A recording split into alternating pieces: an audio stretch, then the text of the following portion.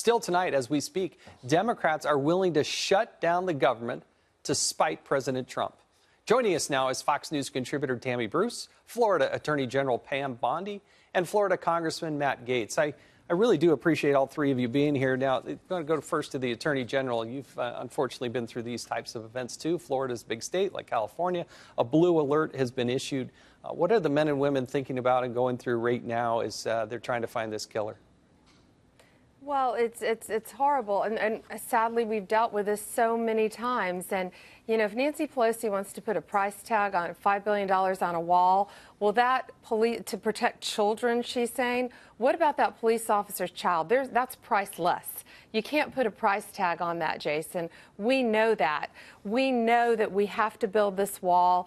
These families, these police officers risk their lives for us every single day. And if his life could have been prevented by that wall, then it was worth every penny of it. One drug bust, Jason, that came in, one drug bust in one day coming through the Mexican border. It was cocaine, meth, and heroin, totaling over hits or doses that could go to children. 31 million doses. I got it all broken down by DEA for me in D.C. That's almost the population of California. All those kids in our country, all those drugs could have gone to kids in our country. That's what this is about, protecting our children. That's why these borders are so important. Now, the gangs, Tammy, the human trafficking, firsthand, I know about all of this.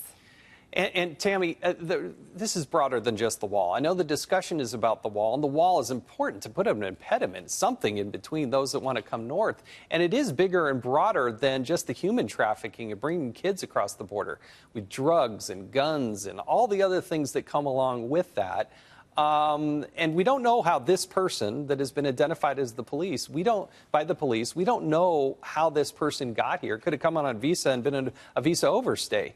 But there's still this need to build the wall and create an impediment, correct? Well, there's the literalness of that, of course, Jason, but there's also the psychology of it. Is the statement to individuals like this criminal who thought he would just come over, the individuals, the Brazilian murderers who the ICE has caught in the last few weeks, who they had to send back to Brazil.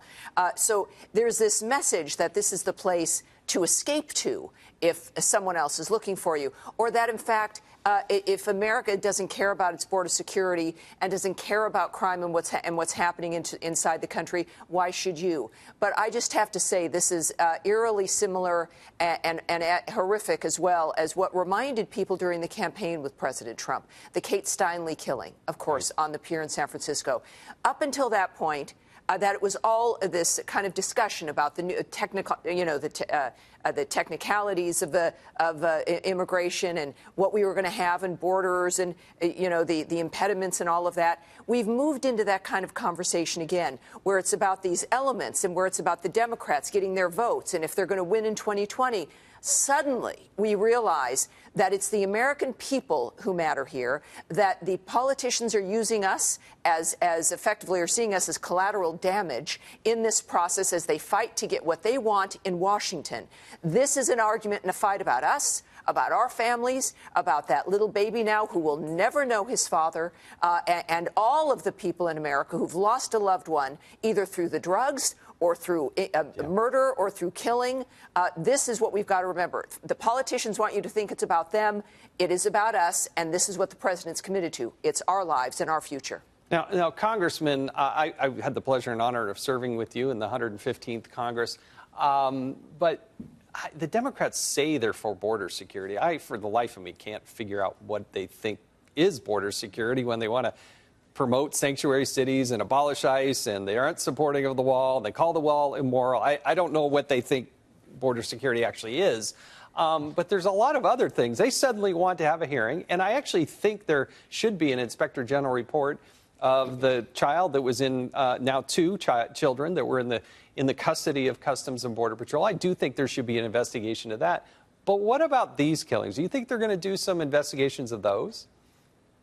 Well, it is always a tragedy when a child dies, and obviously we're going to look into that. But my goodness, if you did what the left wanted, you'd get rid of the borders, abolish ICE, have every community as a sanctuary city, and then at the end of the day, you'd provide endless medical care better than the veterans are getting in my district and in my own community. I mean, and you look at the challenges that Attorney General Bondi laid out that are before our law enforcement officials. I mean, Jason, they've already got to fight against American murderers. They should not also have to fight against murderers from around the world that are dumped here because of our porous border.